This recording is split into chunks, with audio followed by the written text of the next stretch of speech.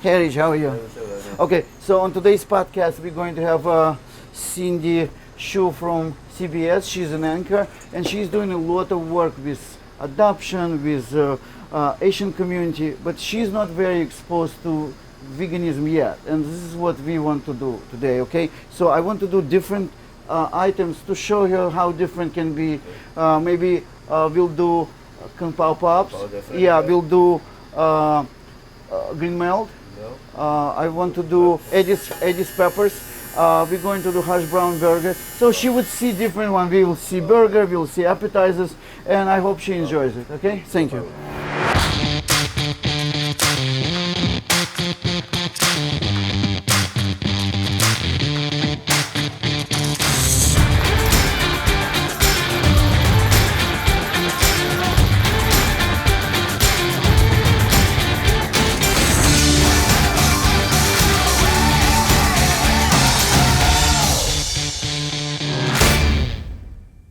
Good morning from the East Village, New York City, Manhattan, New York City, New York. I'm Eddie Brill. I'm here with my dear friend and brother, Vlad Grinberg. And that's Vlad. And then my dear friend and sister, Cindy Xu. Hello. Who was nice enough to come and join us here at the Organic Grill. So welcome to OG Talk. OG for Organic Grill, the fantastic vegan restaurant here in the East Village.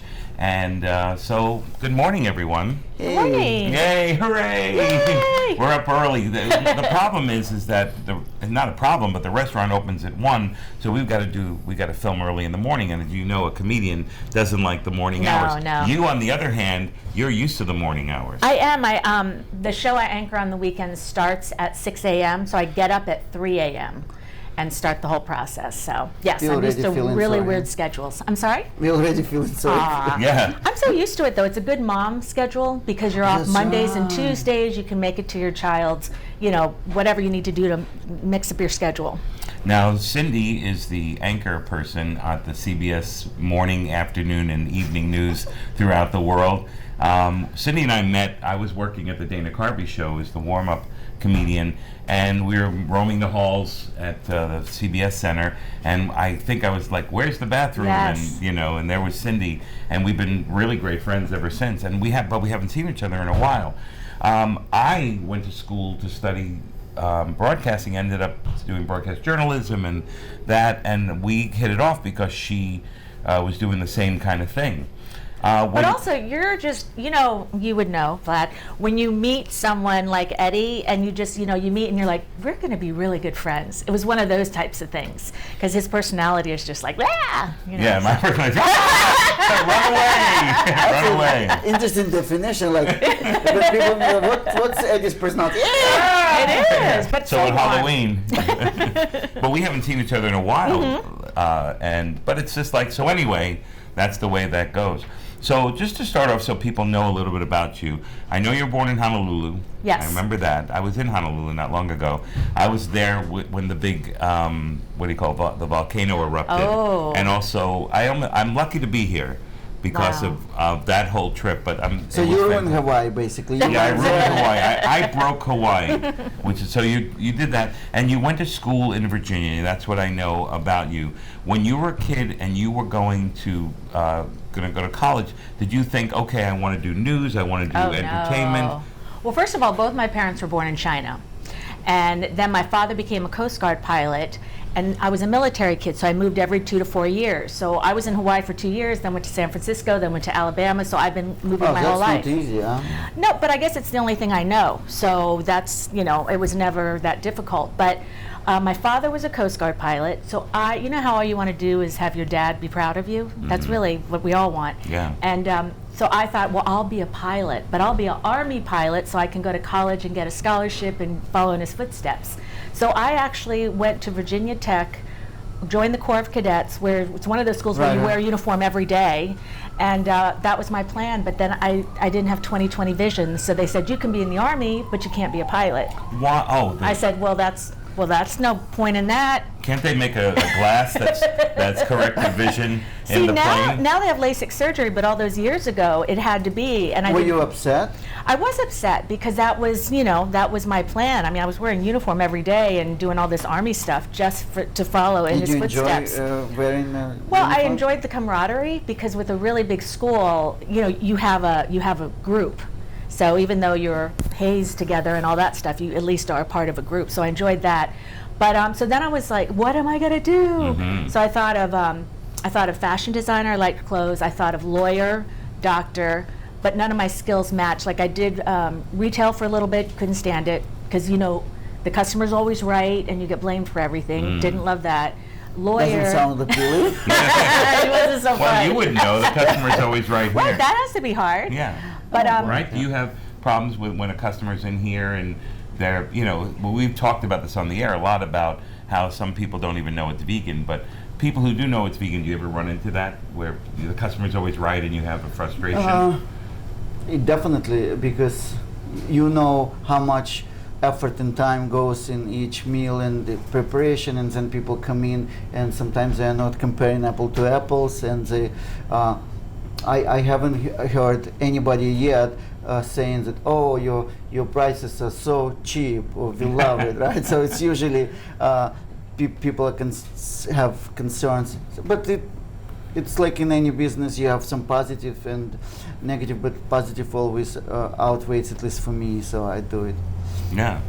I So- would think people who come in here, I don't know why I feel like vegans would be nicer. Is that true or no? It's like they already have a good heart, like, I don't want to be animals. It's interesting to say. Would you say it? I would say that vegans are, I've always wondered if vegans are less violent because the food we eat is less violent. Listen, people are people. Some people are really Some people are nasty. jerks. So there's some rude people are vegans jerks. out There's there? some rude Okay. vegans. Yeah, And people are there's some fat douchebags. vegans. But I kind of feel fortunate because a lot of people say that they're vegan for food and for compassion and for animals. That obviously goes along. But I also hear from people like you meet people like how we met with Eddie, right? And we hit it off. And when Eddie says, I'm going to bring the friend, I know that there is going to be certain camaraderie, similarity, and we're going to enjoy conversation. So somehow this type of food brings compassion, brings And speaking of bringing food and this bringing. food brings food. All right, so Vlad, let's explain what we All have right. here. Okay. We're going to start with something that I'm sure Eddie would be Yes. having no relation to. All right, so for a couple of months he was patiently talking to me about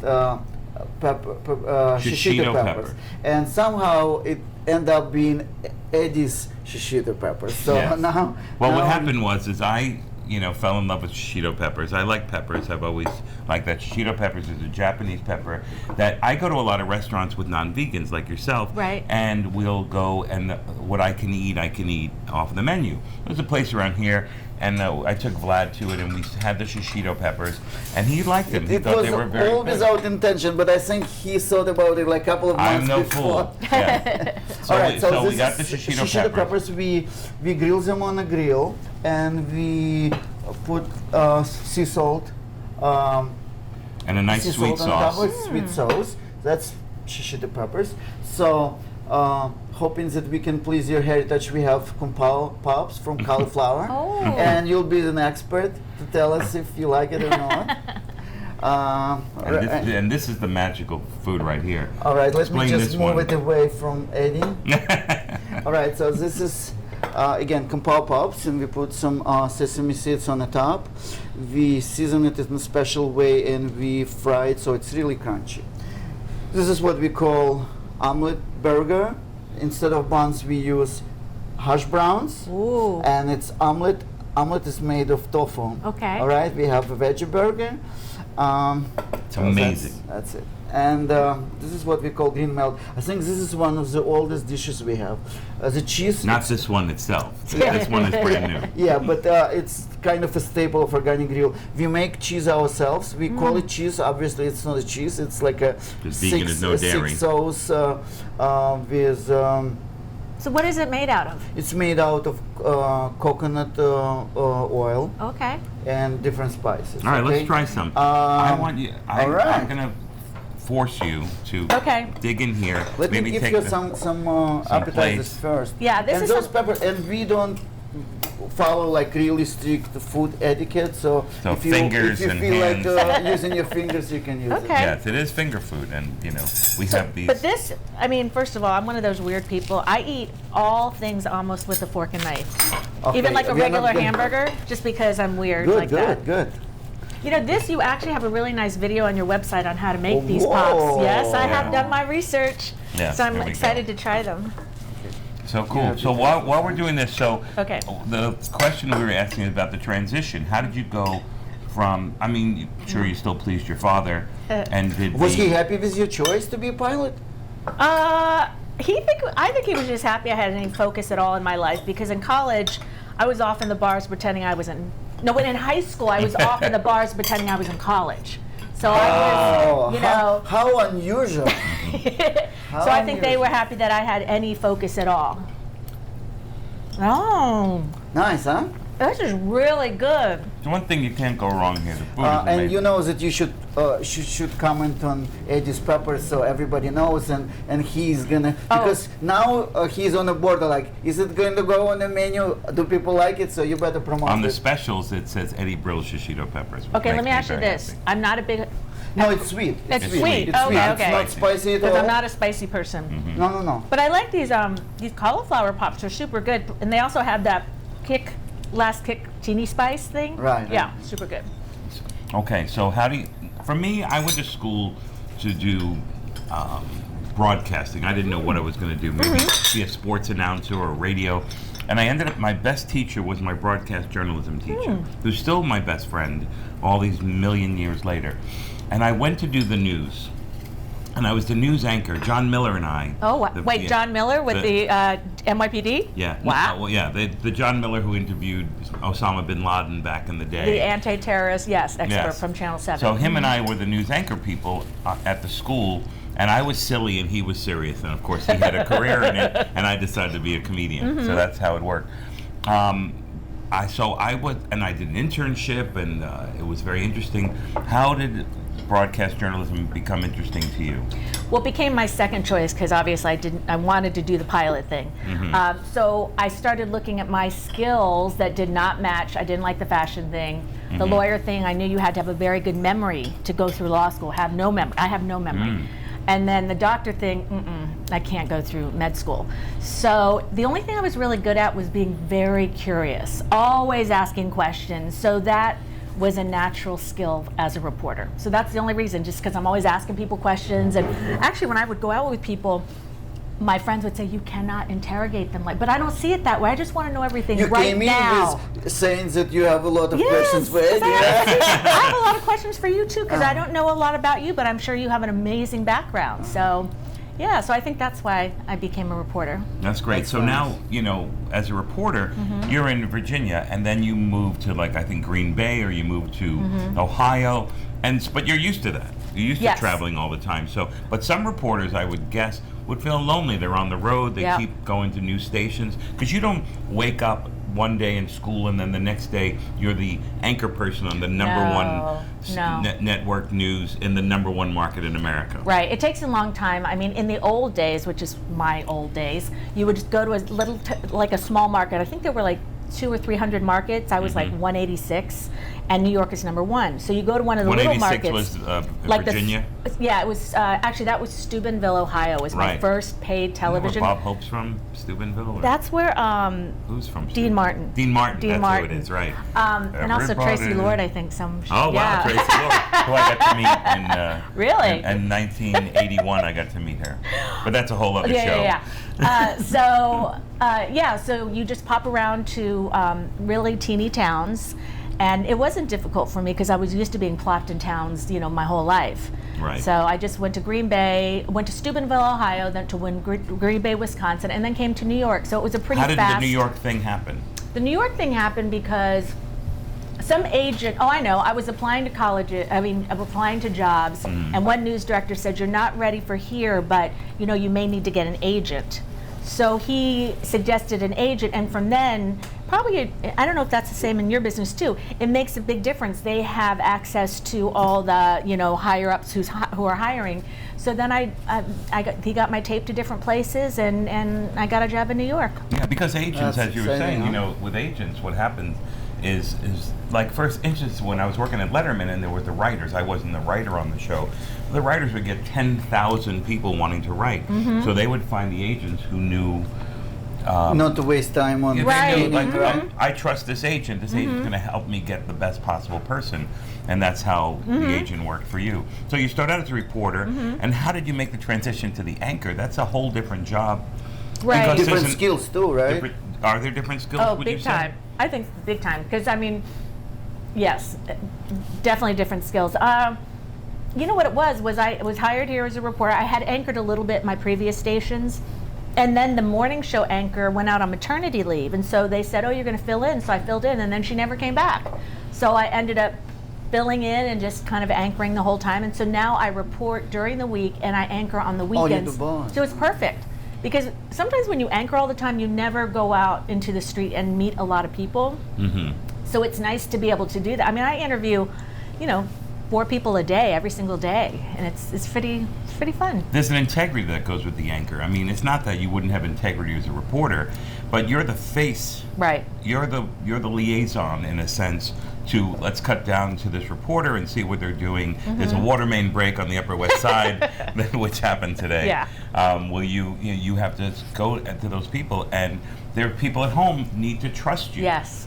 It is all about trust. And I've had people say, they'll come up and they'll see me and they say, oh, I wake up with you every morning. So it's like, Oh, it's of very course. intimate. I come into their homes, so they Right. feel like they know you, and it's a very, it's like we're friends. I've It actually, almost depends on what kind of mood they're going to have, right? Whether they- Yeah.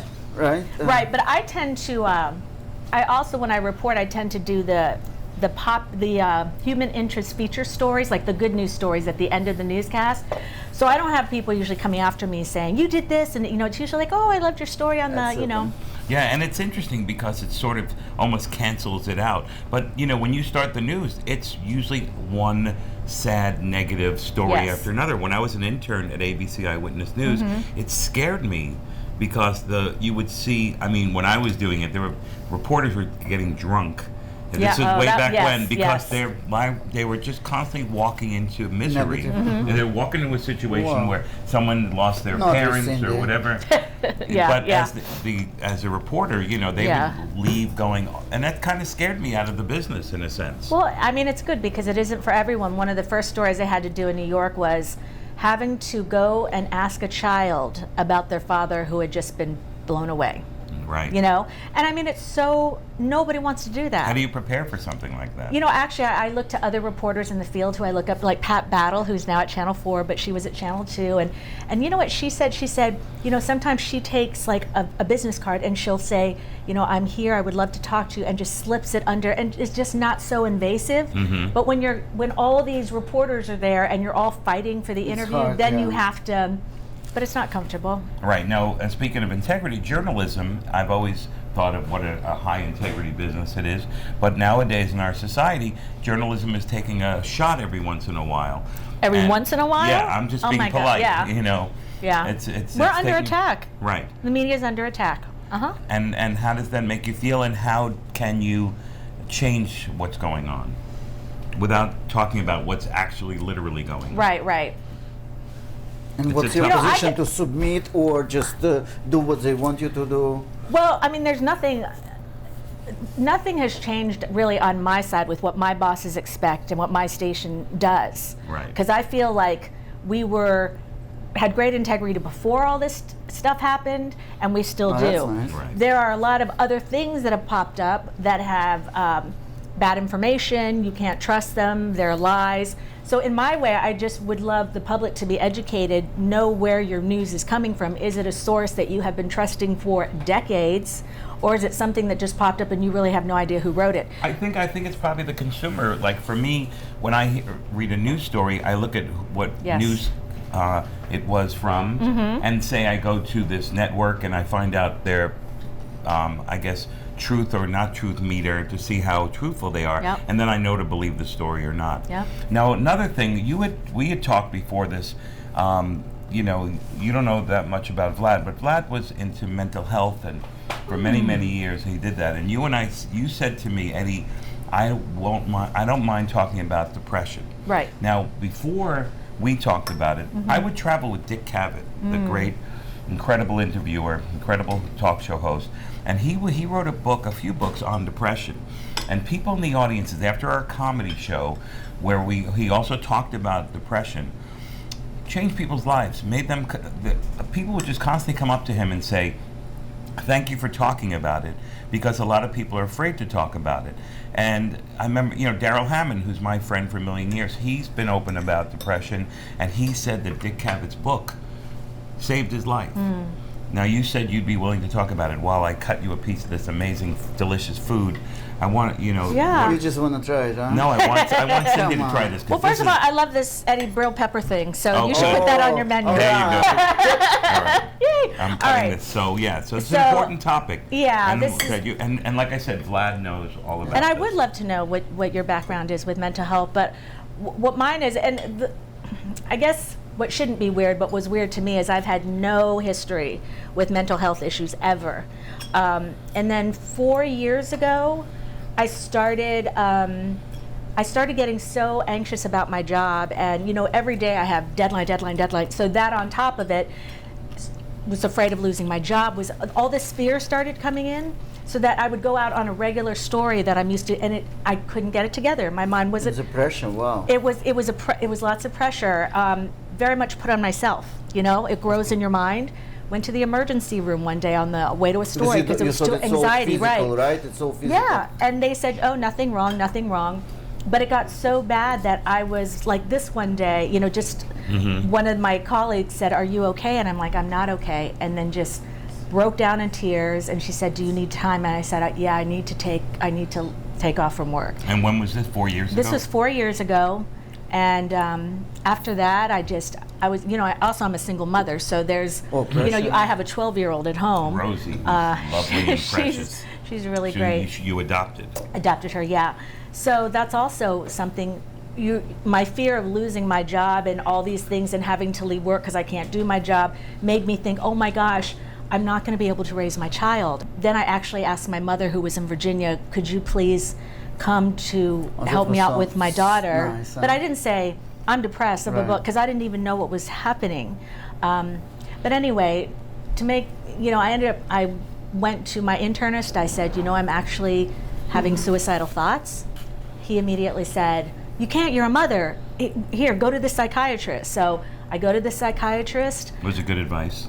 It was good advice, but one thing I have to say is you have to find the right person for you. Absolutely. It's like, this wasn't necessarily a great click, so I kept kind of falling, and I had been seriously thinking about suicide, and then attempted, and then ended up in the emergency room, and then I lived obviously, and then into a psychiatric hospital, and then having to go to a place after your psychiatric hospital.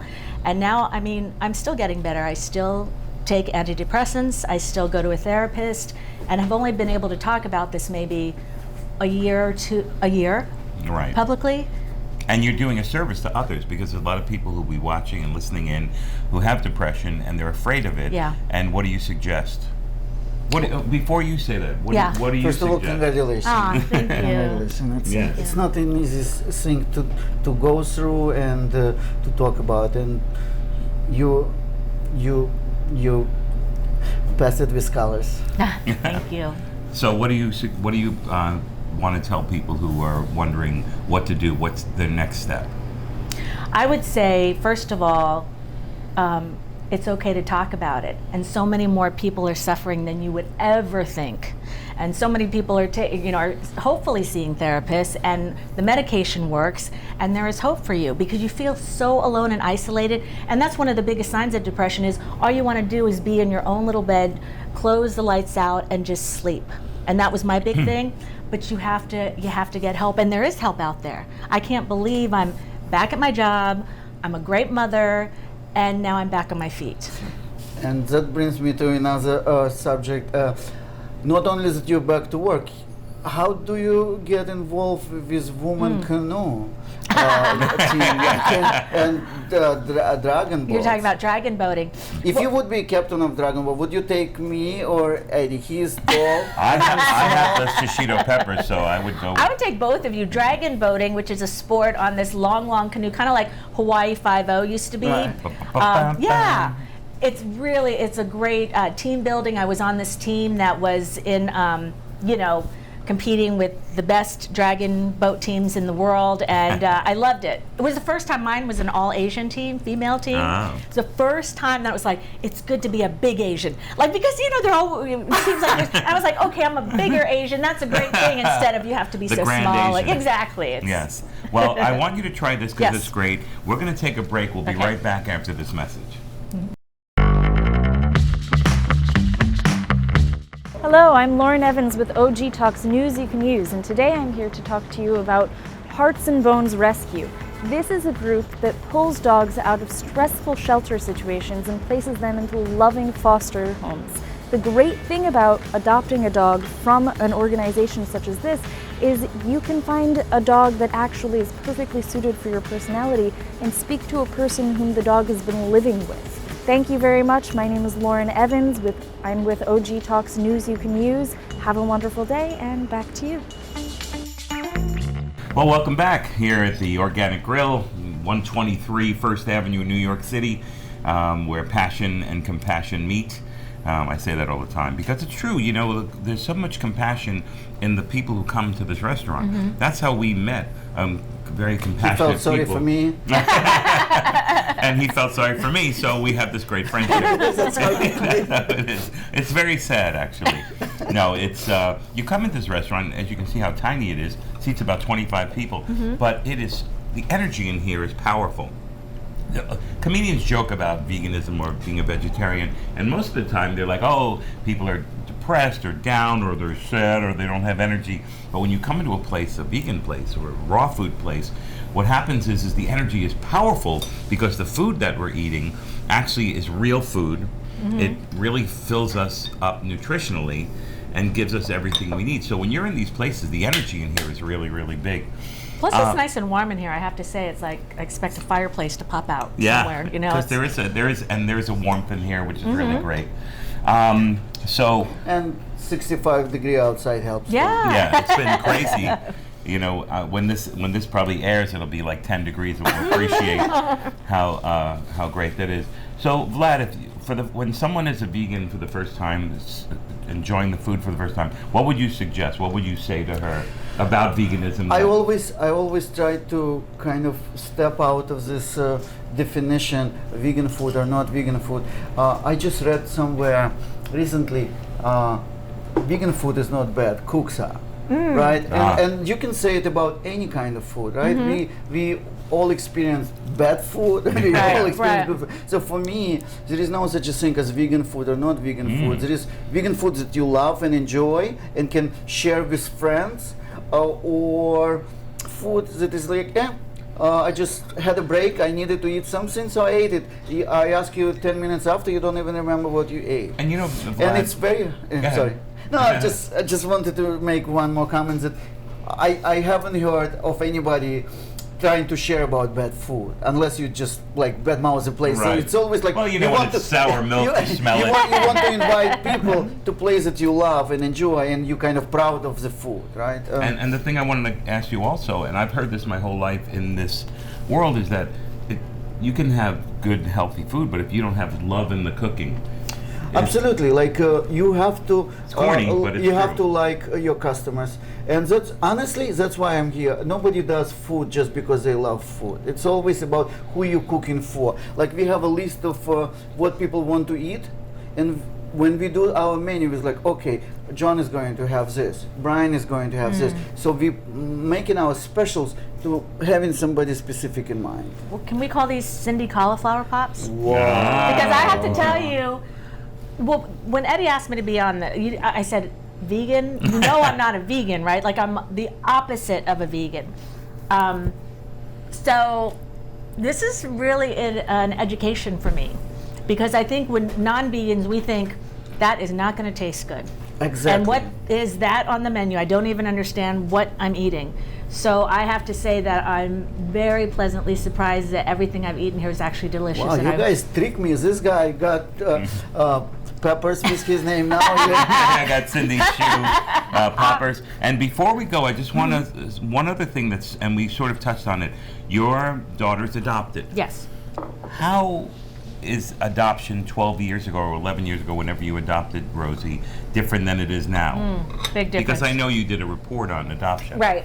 Well, back when I adopted her 15 years ago, she's 16 now, she was 11 months, from China. International adoptions were huge. You know, there was Russia and China and Korea. Now, I believe 70% of the adoptions are down from international because, first of all, China is now, it's no longer the one-child policy, Right. so the Chinese don't need to give away so many children and, you know, only have one child. And the other countries have shut down for various reasons, political reasons. So a lot of it is domestic now. But all I would say is, and also, you know, scientifically now, technology, you can have children in many different ways. But I really hope people still look at adoption, because there are a lot of children out there. It's much more domestic adoption. But think about it, because it's the best decision I ever made in my life, and I couldn't be any closer to my daughter than if she had been my biological child. That's beautiful. And you'll turn her on to this amazing food. Well, she would eat this. She's actually, I'm going to make her make All right. these pops. You know, we have a way to invite you back. Yeah. And we want to thank our amazing crew, which are terrific. And there's one of your friends has a podcast, and you wanted us to give a shout out. Oh, we are giving shout out to Veg Talk, Matt. Matt, thank you for a good job. And Matt was so instrumental when we started podcast. He was like teaching me how to do editing, not that I learned it. We have a special person, Rick, to do this, but still, I'm grateful. Thank you very much, Matt. Yes, and Cindy, thanks so much for coming down. Thank I know how hard it you. was today because of the traffic and the water main break and all that, but I love you. I'm so happy I love to you see too. you. Thank you so much. You're And welcome. this has been OG Talk, OG Organic Grill, for Vlad, for That's Cindy. been Cindy's pop. Cindy Yay, Pops. Cindy Cauliflower Pops. Yay! I'm Eddie Brill. Have a great one. Thank you. Bye. Thank you very much, man. All right, eat. Let's eat. All right, fun. let's eat.